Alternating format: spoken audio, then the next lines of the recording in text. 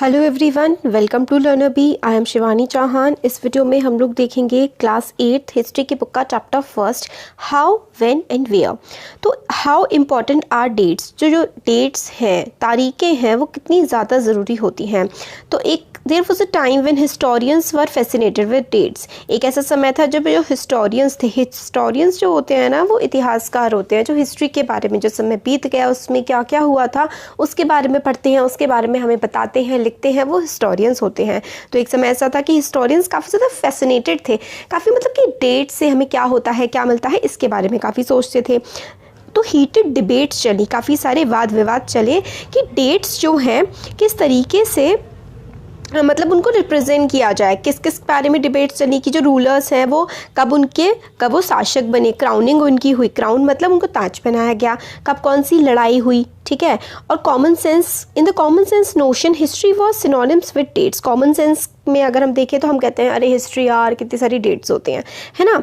But you may have heard people से आपने सुना होगा लोगों को बोलते हुए, I find history boring because it is about all memorising dates. History बड़ी बोरिंग है क्योंकि उसको सिर्फ डेट्स याद करनी पड़ती हैं। बट क्या ऐसा सच में है? हिस्ट्री काफ़ी इंटरेस्टिंग होती है अगर आप इसको कहानी की फॉर्म में पढ़ें। डेट्स इंपॉर्टेंट होती हैं, ठीक है, बट बहुत सारी डेट्स आपको याद करने की कोई ज़रूरत नहीं होती है। आपको एक स्टोरी लाइन पता होनी चाहिए कि अच्छा इस समय के इस टाइम में ये हुआ होगा।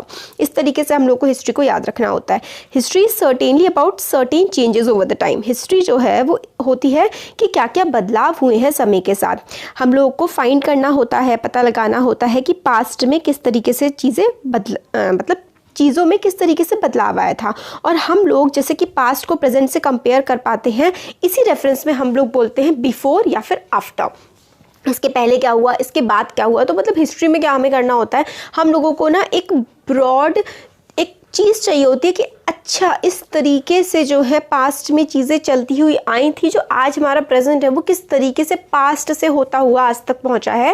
ये सारा का सारा हम लोग हिस्ट्री में पढ़ते हैं। हमारा देश आज़ाद है, डेमोक्रेसी है, किस तरीके से हुआ, पहले राजा का रूल था, अंग्रेजों का भी शासन रहा। तो ये सब हमें पढ़ने की ज़रूरत होती है अगर हमें अपने देश के बारे में सब कुछ अच्छे से जानना है।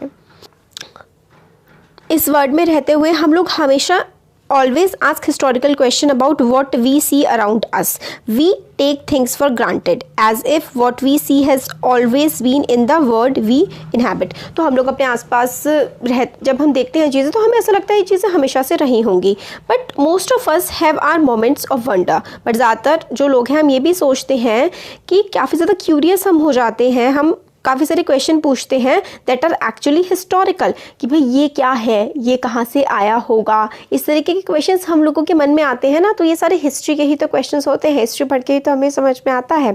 वॉचिंग, अगर हम किसी को एक चाय पीते हुए देखते हैं, टी स्टॉल होता है, तो हम लोग को क्या समझ में आता है, ये चाय कॉफ़ी कब लोगों ने पीना शुरू किया होगा जब हम लोग अपनी खिड़की के बाहर मतलब ट्रेन के बाहर से देखते हैं, ट्रेन में बैठे होते हैं, खिड़की के बाहर देखते हैं। तो क्या आपने कभी सोचा कि ट्रेन कब बनी होगी और किस तरीके से लोग इतने लंबे लंबे डिस्टेंस ट्रैवल करके पहुंच पाए होंगे। जब आप न्यूज़पेपर पढ़ते हैं मॉर्निंग में, तो क्या आप क्यूरियस हुए हैं कि किस तरीके से प्रिंट कल्चर स्टार्ट हुआ होगा। ये सारा के सारी चीज़ें, ये चीज़ कहाँ से आई है, हम लोग सारा कहाँ पर पढ़ते हैं, हम लोग सब हिस्ट्री में पढ़ते हैं। तो ये देखिए, Brahmans offering the shastras to Britannia. तो इस तरीके की पेंटिंग थी कि ब्राह्मण्स जो है ना अपने जो शास्त्र वगैरह हैं ये ब्रिटानिया मतलब ब्रिटेन की क्वीन को एक तरीके से ऑफर कर रहे हैं। और ये मैप, ये जो चीज़ बनाई थी ये जेम्स रेनल ने बनाई थी। Rennell was asked by Robert Clive to produce maps of Hindustan. तो रेनल जो है उससे रॉबर्ट क्लाइव ने कहा था, किससे, रेनल से रॉबर्ट क्लाइव ने कहा था कि इंडिया का, हिंदुस्तान मतलब इंडिया का मैप बनाया जाए। काफ़ी एंथुसियास्टिक सपोर्टर था ब्रिटिश कॉन्क्वेस्ट ऑफ इंडिया का। रेनल मतलब बहुत खुश था कि भाई कब्जा कर लिया, भाई अंग्रेजों ने मतलब ब्रिटिशर्स ने इंडिया पे कब्जा कर लिया। काफ़ी खुश था इस बात से क्योंकि उसका देश था ब्रिटेन। तो रेनल ने saw representation of map as essential to the process of domination. मतलब अगर आपको मैप नहीं पता होगा, इंडिया के बारे में नहीं पता होगा, तो किस तरीके से आप किसी देश पर राज करेंगे। ये सारे के सारे जो हिस्टोरिकल क्वेश्चन होते हैं ना, कि जैसे ट्रेन कहाँ से आई, चाय कहाँ से आई, हम लोग जो चीज़ें आसपास देख रहे हैं कि कोई चीज़ छपी हुई है, हमें आपकी किताबें हैं, किताबें कब से छपने शुरू हुई होंगी, है ना। तो ये सब हम लोग को हिस्ट्री में पता लगता है। ये सारे के सारे एक तरीके से हिस्टोरिकल क्वेश्चन ही हैं और हम लोगों को अपने इस प्रेजेंट के टाइम से बैक पीछे की तरफ लेकर के जाते हैं। इसका आंसर हमें पास्ट में ही मिलता है। But time does not have to be always precisely dated in terms of particular year और मंथ। बट टाइम को हमेशा हमें बिल्कुल इस डेट को हुआ होगा, इस महीने को हुआ होगा, इस साल में हुआ होगा, हमेशा ऐसा करने की हम लोग को ज़रूरत नहीं होती है। हम लोग कहते हैं in the month of June in 1986, मतलब पूरे साल में एक कोई प्रोसेस चला होगा, तब कोई चीज़ चली होगी, है ना। तो हम लोग हमेशा बिल्कुल एक एग्जैक्ट डेट नहीं है, एग्जैक्ट टाइम नहीं, हम उसको प्रिसाइज हमेशा नहीं लेते हैं। हम लोग जनरल में भी ले लेते हैं। प्रिसाइज का मतलब बिल्कुल पर्टिकुलर वही चीज़, और जनरल मतलब उसके आसपास का हम लोग लेके चलते हैं। Sometime it is actually incorrect. कई बार गलत हो जाता है कि अगर हमको ये एक पर्टिकुलर डेट उस प्रोसेस को प्रोवाइड कर देते हैं, जैसे कि इंडिया के लोगों ने कब चाय पीना शुरू करा होगा, एक दिन तो नहीं शुरू किया होगा ना, एक कोई प्रोसेस चला होगा लंबा चौड़ा, जब लोगों ने इसका टेस्ट डेवलप कर लिया होगा, लोगों को पसंद आने लगी होगी। There can be no one clear date for the process such as this. तो इस तरीके का जो प्रोसेस होता है जिसमें से चाय पीना शुरू कर देना, तो एक इंसान ने किया होगा, फिर धीरे धीरे सबको पसंद आया होगा, तो ये काफ़ी लंबा प्रोसेस है, तो इसको हम डेट नहीं दे सकते हैं। सिमिलरली हम लोग एक सिंगल डेट फिक्स नहीं कर सकते हैं कि हमारे देश में ब्रिटिशर्स का जो रूल है वो कब एस्टैब्लिश हुआ, या फिर नेशनल मूवमेंट कब स्टार्ट हुआ, चेंजेस हमारी जो इकोनॉमी में, हमारी सोसाइटी में किस तरीके से बदलाव आए। ये सारी की सारी जो चीज़ें हैं ना, ये काफ़ी लंबे टाइम तक चलती हैं और लंबे टाइम तक ही इनका असर भी रहता है। हम लोग एक पर्टिकुलर स्पैन ऑफ टाइम नहीं दे सकते हैं, एक अप्रोप्रिएट पीरियड जो है बता सकते हैं बस कि अच्छा इस समय से लेकर इस समय तक इस तरीके की चीज़ें हुई होंगी तो बदलाव आए होंगे। अंग्रेज़ों ने एक पर्टिकुलर डेट से नहीं कि आज से राज करना शुरू कर दिया, एक बहुत ही लंबा प्रोसेस चला है, और वही प्रोसेस हम पूरी इस 8th क्लास की बुक में पढ़ेंगे। तो फिर हम लोग भाई कि डेट का अगर कुछ काम धाम नहीं होता है तो हम लोग फिर डेट को क्यों एसोसिएट करते हैं, मतलब हिस्ट्री को हम क्यों कहते हैं कि डेट से चलती है। ये एसोसिएशन इसका भी एक कारण है। There was a time when history was an account of battles and big events. तो कई एक टाइम था कि हिस्ट्री जो है उसमें हम बैटल्स, जंगों के बारे में और बड़े बड़े इवेंट्स के बारे में ही पढ़ा करते थे। ये राजाओं के बारे में होता था, उनकी पॉलिसीज़ के बारे में होता था। हिस्टोरियंस जो हैं वो लिखते हैं कि इस ईयर में राजा को की क्राउनिंग हुई होगी, इस साल में उनकी शादी हुई होगी, इस साल में बच्चे हुए होंगे, इस साल में क्या है उनकी लड़ाई वगैरह गए होंगे, इस साल में वो मर गए होंगे, फिर नया रूलर आया होगा। और इस तरीके से डेट के हिसाब से हम लोगों को इवेंट्स बतानी पड़ती हैं ताकि एक इवेंट को दूसरी इवेंट से अलग करके दिखाया जा सके। As you have seen in history text book, history की किताबों में आपने पढ़ा होगा जो पास 2 साल की थी, 6th-7th में तो आप लोगों ने बहुत ही मतलब डेट्स वाली हिस्ट्री पढ़ी है और स्टोरी भी उसमें कम होती थी। बट जो 8th क्लास है ना आपकी, इसमें स्टोरीज बहुत ज़्यादा हैं, स्टोरी की फॉर्म में आपको पूरा पता लगेगा। और अब का है प्रेजेंट से बहुत ही लगभग आज से 150 साल पहले के बारे में आप पढ़ेंगे, किस तरीके से अंग्रेजों ने देश पे शासन किया और किस तरीके से हमारे देश के नेताओं ने उनका सामना किया, उनके खिलाफ लड़ाई करी। Historians now right about a host of other issues. अब सिर्फ राजा महाराजा के बारे में नहीं लिखते थे, अब बहुत सारी चीज़ों के बारे में लिखते थे कि लोग किस तरीके से पैसा कमाते हैं, लोग क्या खाते हैं, किस तरीके से सिटीज़ डेवलप हुई, मार्केट डेवलप हुए, किस तरीके से किंगडम्स डेवलप हुए, आइडियाज़ स्प्रेड हुए और किस तरीके से जो कल्चर है और सोसाइटी में बदलाव आए हैं। ये सारी की सारी चीज़ें भी जो हिस्टोरियंस है उन्होंने लिखनी शुरू कर दी। अभी देखिए advertisement help create a taste. Advertisement आते हैं कि लिप्टन टी, ऐसे शाही राजा महाराजा टाइप्स के लोग जो लिप्टन टी पीते हैं, है ना, तो इस तरीके से एडवर्टाइजमेंट्स के थ्रू जो है दिखाया जाने लगा कि आपकी क्या टेस्ट होना चाहिए, क्या नहीं होना चाहिए, इस तरीके की चीज़ें। अब विच डेट्स, कौन सी डेट, तो by criteria do we choose a set of dates is important. किस तरीके से हम लोगों को पता लगा कि भाई कौन सी डेट अब इम्पॉर्टेंट होगी। जब राजा महाराजा के बारे में हम लोगों ने लिखना नहीं शुरू किया तो डेट जो हमने सेलेक्ट करी ना वो डेट ऐसी थी, we compose a story of the past, मतलब पास्ट के बारे में जिससे स्टोरी बनाई जा सके। वो डेट अपने आप में इम्पॉर्टेंट नहीं है, बट उनके जो आस पास इवेंट्स हुए हैं ना, उनके इर्द गिर्द जो इवेंट्स घूमे हैं उनके लिए वो काफ़ी ज़्यादा इंपॉर्टेंट है। जैसे कि एक एग्जांपल आप लीजिए, in the histories written by British historians in India, मतलब जो ब्रिटिश हिस्टोरियंस थे, अंग्रेजी शासन के जो इतिहासकार थे, उन्होंने गवर्नर जनरल्स के बारे में लिखा। गवर्नर जनरल कौन सा, किस गवर्नर जनरल ने कौन सा इंपॉर्टेंट काम किया, उसके हिसाब से उन्होंने उस साल की हिस्ट्री लिख दी। These histories begin with the rule of first governor general and this is very important. Who is the first governor general of India? ये वाली चीज़ बहुत इंपॉर्टेंट है, बहुत बहुत ज़्यादा, मतलब आपके स्कूल एग्जाम्स में, कॉम्पिटिटिव एग्जाम्स में, केबीसी में भी पूछा गया है ये क्वेश्चन, ठीक है। तो ये जो आपकी 8th क्लास की हिस्ट्री की बुक है ना, केबीसी में इससे बहुत ज़्यादा क्वेश्चन आते हैं। आप केबीसी जब दोबारा स्टार्ट होगा तो आप देखिएगा, अगर आप अच्छे से पढ़ेंगे इस किताब को, आपको बड़े सारे क्वेश्चन मिलेंगे। आपकी जो ज्योग्राफी एनसीईआरटी से बहुत ज़्यादा क्वेश्चन आते हैं, एक तो करंट अफेयर से आते हैं, उस पर एक एनसीईआरटी से। तो एनसीईआरटी अच्छे से पढ़नी होती है हमें, हमेशा पूरी लाइफ काम आती है।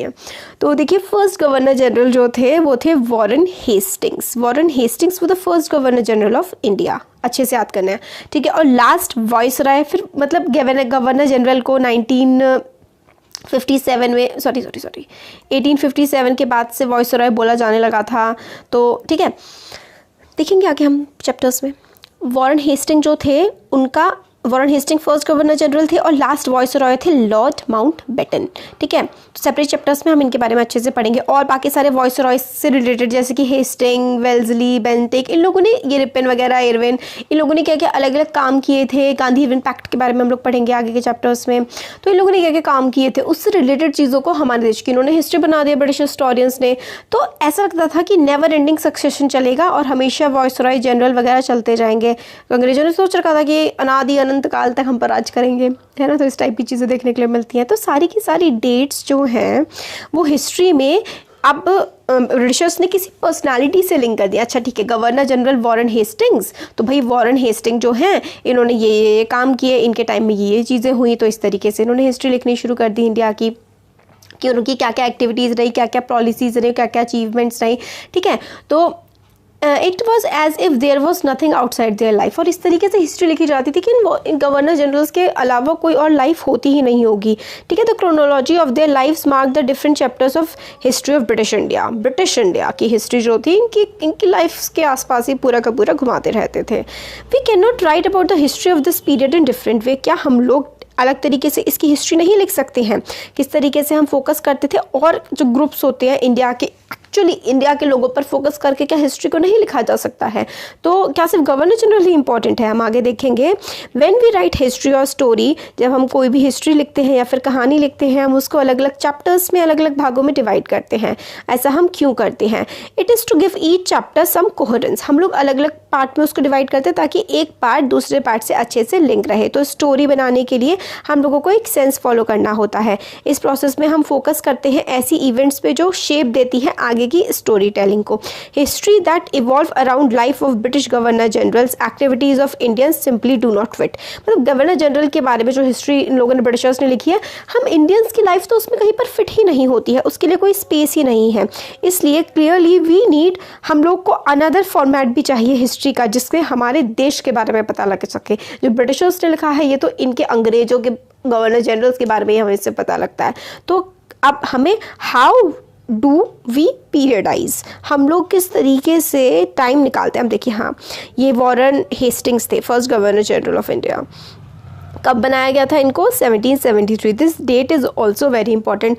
First governor general of India was Warren Hasting and he was made governor general in 1773। ये उनकी पिक्चर है। अब किस तरीके से और हम लोग हिस्ट्री को डिवाइड कर सकते हैं? तो 1817 में जेम्स मिल था, एक स्कॉटिश इकोनॉमिस्ट था वो, और पॉलिटिकल फिलोसोफर भी था। इकोनॉमिस्ट मतलब देश के पैसे से रिलेटेड चीज़ें, पॉलिटिक्स में भी, पॉलिटिकल फिलोसोफर भी था, पॉलिटिक्स के बारे में लिखता था। उसने ना एक 3 वॉल्यूम का वर्क, मतलब 3 किताबों का एक काफ़ी बड़ा लंबा चौड़ा सा वर्क इस्टेब्लिश किया, a history of British India, मतलब ब्रिटिश इंडिया की हिस्ट्री, जब ब्रिटेन ने इंडिया पर राज कर रखा है उसकी हिस्ट्री। उसने डिवाइड किया इंडिया की पूरी हिस्ट्री को 3 पार्ट्स में, एक तो हिंदू, फिर उसके बाद मुस्लिम, फिर उसके बाद ब्रिटिश। उसने जेम्स मिल ने, किसने ऐसा किया था? This is important. ये जेम्स 1817 में जेम्स मिल ने हिस्ट्री लिखी थी। उसने इस तरीके से इंडिया की हिस्ट्री को डिवाइड करा था, जेम्स मिल ने 1817 में, ठीक है। Can you think of any problem? क्या आपको प्रॉब्लम लगती है कि भाई मतलब ये पीरियडाइजेशन वाज वाइडली एक्सेप्टेड, मतलब अंग्रेजों ने इसको कि हिंदू, मुस्लिम और ब्रिटिश, मतलब पहले इंडिया में हिंदुओं का राज रहा, फिर मुसलमानों का रहा, फिर ब्रिटिश का आ गया। बट क्या ऐसा एक्चुअली था? But why do we try and divide history into different periods? हम लोगों को डिफरेंट पीरियड्स में क्यों डिवाइड करने की ज़रूरत पड़ती है? ताकि हम लोगों को उस टाइम की सारी करेक्टरिस्टिक्स, सेंट्रल फीचर क्या क्या रहे और किस तरीके से क्या क्या कामकाज चले, क्या क्या डिफरेंस थे एक दूसरे से, वो हमें पता लग जाते हैं. So the terms through which we periodize, that is demarcate the difference between period. मतलब हम लोग 3 पीरियड्स में डिवाइड करें तो उनमें क्या क्या अंतर है वो हम बताएंगे. वहाँ पे कैसी लोगों की सोच रही थी, समाज कैसा रहा था, कल्चर कैसा रहा था, और फिर क्या क्या एक से लेकर के दूसरे में क्या क्या बदलाव आते गए वो हम बताते हैं. मिल ने सोचा दैट सारी की सारी एशियन सोसाइटी जो है ना वो लोअर लेवल ऑफ सिविलाइजेशन है देन यूरोप. तो जेम्स मिल जो था वो यूरोप से एशिया, मतलब इंडिया को और आगे चाइना, मलेशिया वगैरह जितने भी देश हैं वो समझता था कि नीचे हैं. मतलब इन लोगों को गवार समझता था वो इंडियंस को. वो कहता था उसके according to his telling of history, before the British came to India, Hindu and Muslims despots rule the country. मतलब तानाशाह हिंदू और मुसलमान जो राजा थे ना वो निरंकुश राज करते थे, लोगों पे अत्याचार करते थे, ऐसा जेम्स मिल का कहना था. Religious intolerance, caste taboos and superstitions practices dominated. Religious intolerance मतलब एक धर्म दूसरे धर्म के खिलाफ बहुत ज़्यादा लड़ाई करता था. कास्ट टैबूज होते हैं कि ऐसी चीज़ जो इसको अच्छा नहीं माना जाता, तो कास्ट टैबूज थे. सुपरस्टिशन अंधविश्वास थे, और ये सारी की सारी चीज़ें देश में चला करती थी, ऐसा जेम्स मिल का मानना था. क्योंकि वो तो अंग्रेज था, मतलब सॉरी स्कॉटिश था, यूरोप का था, तो वो एशिया के देशों को काफ़ी ज़्यादा नीचा समझता था. सोशल लाइफ को वो समझता था कि ऐसे ही है, कुछ भी नहीं चल रहा. तो इसलिए ज़रूरी था, वो कहता कि यूरोपियन मैनर्स, यूरोपीय की जो आदतें हैं, यूरोप से आए हुए लोगों की जो अच्छी आदतें हैं, उनकी आर्ट, इंस्टीट्यूशन, उनके कानून इंडिया में लागू होने चाहिए. मिल ने इनफैक्ट ये सजेस्ट किया था कि ब्रिटिश को इंडिया को कॉन्कर करना चाहिए, पूरा जीत लेना चाहिए, ताकि इंश्योर कर सके कि लोग एनलाइटन हो जाए, लोगों में बुद्धि आ जाए और इंडिया के लोग खुश रह सके. वो इंडियंस को इतना ज़्यादा मतलब नीचा समझता था. और वो कह रहा था कि इंडिया जो है केपेबल नहीं है, इंडिया आगे नहीं बढ़ सकता ब्रिटिशर्स की हेल्प के बिना. तो ये आइडिया जो है हिस्ट्री का ब्रिटिश रूल को रिप्रेजेंट करता है कि सारी की सारी फोर्सेस जो हैं represented all the forces of progress and civilisation, कि ब्रिटिश जो है वो प्रोग्रेस कर रहा है, सिविलाइज कर रहा है, सबको आगे बढ़ा रहा है. तो ये पीरियड जो, और ब्रिटिश के पीरियड से पहले जो था वो डार्कनेस का पीरियड था, उसमें कुछ भी अच्छा नहीं होता था. बट क्या सच में ऐसा है? और अगर हम लोग हिस्ट्री को हिंदू और मुसलमान में डिवाइड कर दें तो ये did not a variety of faith exist simultaneously in this period. क्या हिंदू और मुसलमान इस समय पर साथ में नहीं रहते थे? क्यों हम लोगों को किसी भी एज को धर्म के आधार पर करेक्टराइज करना चाहिए? क्या ऐसा सही है? तो क्या ये सबकी लाइफ को, उनकी बाकी सारी प्रैक्टिसेस को और हर चीज़, इवन रूलर्स को जो एंशिएंट टाइम में थे, उनकी फेथ को, क्या सारे के सारे हिंदू थे हमेशा? क्या सारे के सारे हमेशा मुसलमान थे? ऐसा तो नहीं था. जब हिंदू, भले ही मान लीजिए हिंदू राजा ज़्यादा थे, तब भी बुद्धिस्ट राजा भी थे, जैन भी थे, बहुत सारे अलग अलग धर्म देश में चलते थे. हमारे तो माने जाते थे, आज भी माने जाते हैं. तो इसलिए हम लोगों को ब्रिटिश क्लासिफिकेशन से अलग हटना पड़ेगा. हिस्टोरियंस ने डिवाइड किया फिर इंडिया को as ancient, medieval and modern, और यही सबसे अच्छा डिविजन है. एंशिएंट मतलब जो काफ़ी पुराना समय था, मेडिवल जो मॉडर्न और एंशिएंट के बीच में था. इस डिवीजन में भी अपनी कुछ प्रॉब्लम्स हैं, बट वो हिंदू, ब्रिटिश और उससे तो बहुत ज़्यादा ठीक है. ये इट इज़ पीरियडाइजेशन जो हम लोगों ने वेस्ट से किया है, जो मॉडर्न पीरियड को कहते हैं कि growth for all forces of modernity. मतलब मॉडर्न पीरियड ब्रिटिशर्स कहते हैं जब उनके वहाँ पर, या फिर यूरोपियंस कहते हैं कि उनके वहाँ काफ़ी ज़्यादा ग्रोथ हुई, वहाँ पर science, reason, democracy, liberty, equality ये सब आ गई. मेडिवल को टर्म को कहते हैं जिसमें सोसाइटी में बहुत ज़्यादा अच्छी चीज़ें नहीं थी, मॉडर्न चीज़ें एग्जिस्ट नहीं करती थी. बट क्या इंडिया में ऐसा था? ब्रिटिशर्स के आने से पहले क्या इंडिया में इक्वालिटी नहीं थी, फ्रीडम नहीं था, लिबर्टी नहीं था? और मॉडर्न जिसको कहा जाता है, क्या ब्रिटिशर्स ने हमको ये सारी चीज़ें दे दी थी? और क्या जो मतलब वो वाला टाइम था हमारे देश में, पुराना वाला मेडिवल टाइम, इसमें क्या अंधकार था सब में? क्या उसमें कुछ अच्छाई नहीं थी? तो ये वाली चीज़ें इसमें भी थोड़ी थोड़ी गड़बड़ी है. तो many historians therefore refer this period as colonial. तो हम लोग मॉडर्न कैसे कह सकते हैं? हमारे देश में तो ये सारी चीज़ें आई नहीं थी. हमारे देश में तो इसमें क्या चलता था? शासन था, हम लोग गुलाम थे. तो काफ़ी सारे लोग मॉडर्न की जगह कॉलोनियल का इस्तेमाल भी करते हैं. अब कॉलोनियल का क्या मतलब होता है? इस किताब में हम लोग पढ़ेंगे कि किस तरीके से ब्रिटिशर्स हमारे देश में आए, हमारे देश पे राज किया, ठीक है, अपना रूल एस्टैब्लिश कर लिया, और हमारे देश के जो राजा थे, नवाब थे, उनको सब्जुगेट कर दिया, उनको दबा दिया.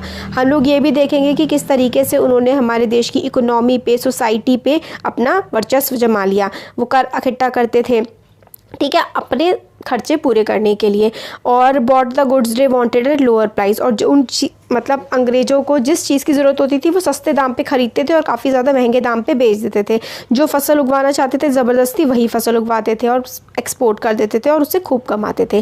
तो इससे हम लोग ये समझते हैं कि काफ़ी सारे बदलाव आए, उनके क्या क्या कॉन्सिक्वेंस रहे कि मतलब वो सस्ते में ख़रीदते थे और महंगे में बेच देते थे बाहर, तो हमारे देश के किसानों को, हमारे देश के आर्टिसंस को काफ़ी ज़्यादा नुकसान होने लगा, है ना। और फिर धीरे धीरे वो ख़त्म हो गए। फिर उन लोगों ने अपने वहाँ सामान बना के यहाँ पर इंडिया में बेचना शुरू कर दिया।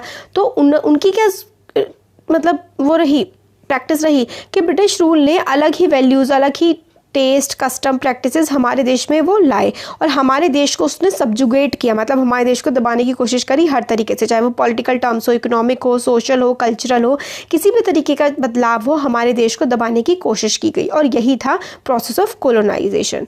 यहाँ से लेकर यहाँ तक इट इज़ वेरी इंपॉर्टेंट, ठीक है। कोलोनाइजेशन की डेफिनेशन है when subjugation of one country by another leads to the kinds of political, economic, social, cultural changes, we refer to the process at colonization. ठीक है, तो कोलोनाइजेशन का process होता है कि जब किसी देश को एक दूसरे देश के द्वारा दबाया जाता है पॉलिटिकली, मतलब उसका शासन व्यवस्था बिगाड़ दी, इकोनॉमिकली पैसे से रिलेटेड व्यवस्था बिगाड़ दी, सोशल, कल्चरल, हर तरीके से जब दबाव बना दिया जाता है एक देश पर दूसरे देश के द्वारा, तो उसी को हम लोग कोलोनाइजेशन कहते हैं।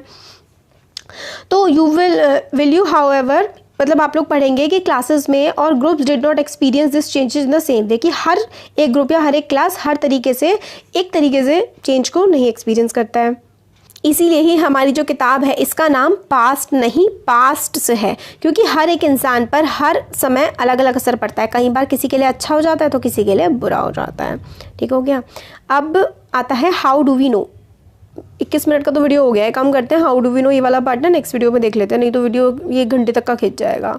तो कैसा लगा वीडियो ज़रूर बताइएगा। अच्छा लगा लाइक करिए, चैनल को सब्सक्राइब करिए, अपने फ्रेंड्स के साथ भी शेयर करिए। Thank you.